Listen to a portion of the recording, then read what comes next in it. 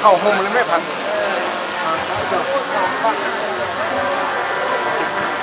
โอเค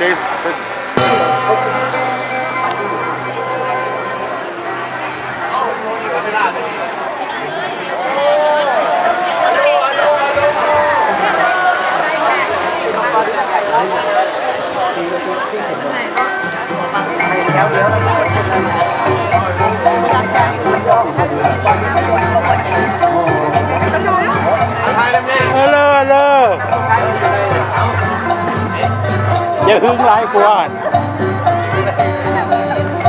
อย่าหูบอกมันรับมันได้2 ล้าน6 แสน2 ล้าน6 แสนมันจะเบิ่งโฟโต้จูปลีหัวเจ้าหันรับอยู่วัดเชียงเลยอยู่วัดเชียงเลยมือไปทอดกระถิ่นอยู่วัดเชียงเลยฟังให้เห็นนะจักรานบึง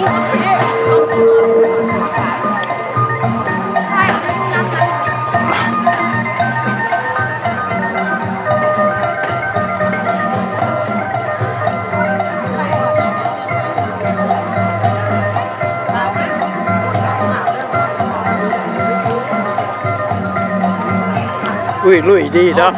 สบายดีเป็นยังไงแมนอุ้ยลุยดีได้อยู่พักก่อนอุ้ย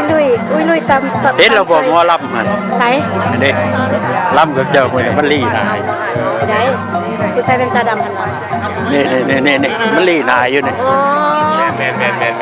ท่านแนะนำให้หูหมอลำเถอะไปไม่ทายดูเงียบงามๆเลยจันใหญ่ใส่บาทแล้วบอฝากแน่ฝากในเด้อไทยก็ไม่ล่าเลยเนี่ยได้ทองคำมาทางไกลทางใดก็ตามขอนิโตนิลาภเมื่อสุขานทุกคนความเก็บเกิดใดความไก่ยาสุมีเด้อทานไปแล้วให้ได้มากคือเก่าท่านมือต่อให้ได้เข้ามือตัวให้เจ้าด้วยมือแน่แม่เด้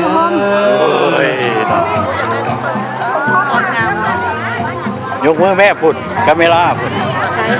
อังกูสาธุขอมาขอบใจกันนะเด้อทุกท่านญาติโยมที่มาจากประเทศงามและคนเวียดนามนำเอาอันนี้ได้แฝดก็มันเหี่ยวแหมโอ้นี่ข้ากล้องอยู่ได้นี่มีสถานญาติโยมมาจากโอ้ยชนะซะมีนอกขอบคุณเพื่อนชุกมาดิไทยหูไปแล้วเนี่ยไทยหูไปแล้วเนี่ย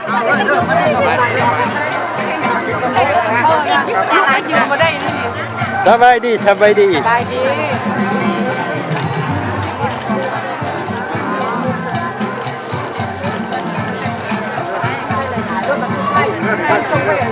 สาธุอนุโมทนาพระพุทธเจ้าหน้าลายตาอัตมาหน้าแดงหมดเลย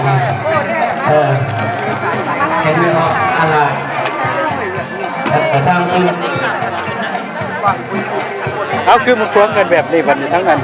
ชัดเจ้ากับมาแบบเจ้ามันมาช้ามาสิโดมาเลยโมต้องไปเสร็จจังหวะนี่เด้อมีโยมมาบินได้หายินเด้อ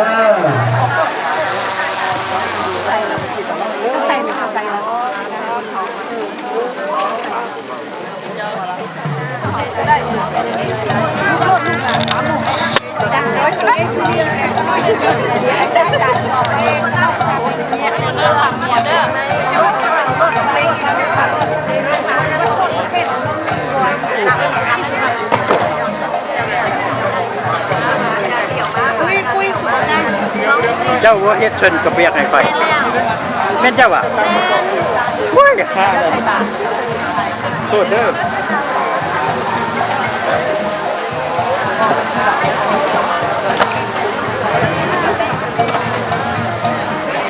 เกือบเยี่ยมเลยเฮ้ยถ่ายวิดีโอเข้าไปหมด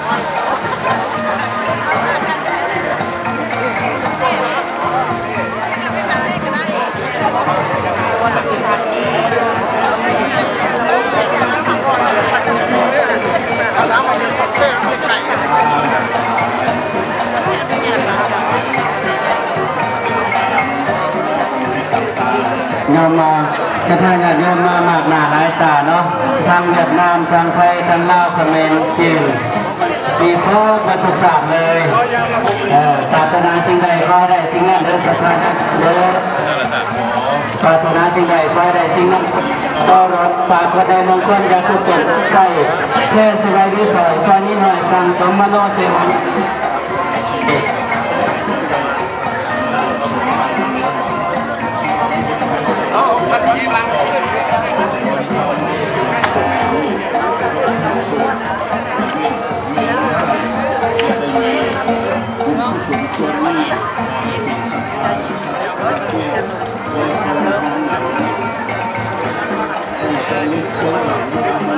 ยายชายให้ร้านตัวนี้ ร้านไหนละร้านฟังแท้ร้านกินนมเฮ้ยเดี๋ยวหน่อยกันเวลา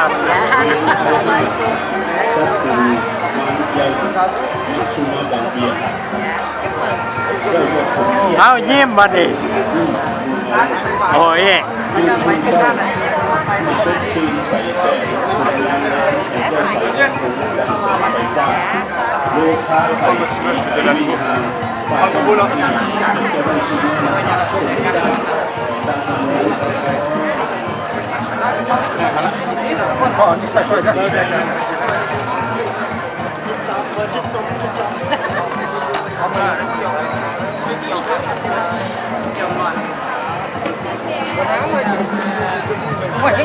โอ้ยยาไปพูดอาจารย์ยาไปพูด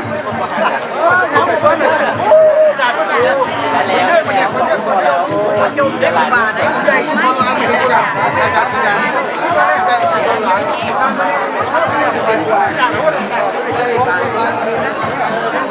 อยากจะมา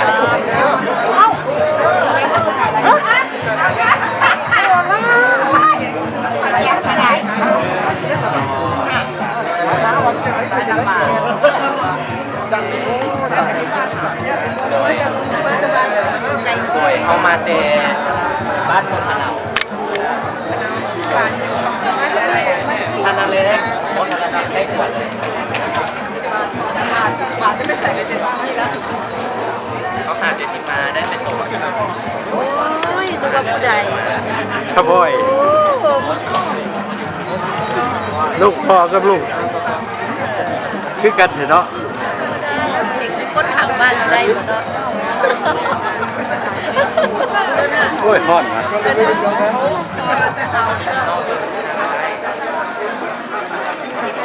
ใส่เวต้ายังบ่จืดโคตรที่บอก Maintenant, toi tu te mets à côté de papa. Oh non, ça tu peux prendre là et ils disent à prendre. Ok. Ne